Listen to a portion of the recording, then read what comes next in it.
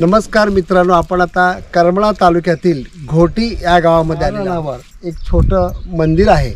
म्हणजे काळाच्या ओघामध्ये जरी मंदिर पडलेलं असलं तर इथं विरगळांची संख्या भरपूर दिसून येते. तुम्ही पाहू शकता की अनेक विरगळ इथे विखुरलेले आहेत. त्यातलं अत्यंत महत्त्वाचं विरगळ हे आपल्याला दृष्टीपथास पडतं. सोलापूर जिल्ह्यामध्ये अनेक प्रकारची विरगळ आहेत, तर त्याच्यामध्ये वेगवेगळे प्रकार आपल्याला पाहायला मिळतात.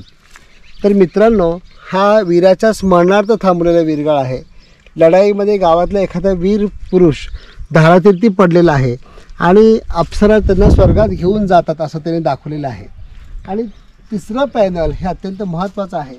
कोणतेही जर विरगळ पाहिलं तर तुम्हाला तिथं शिवलिंग पाहायला मिळतं.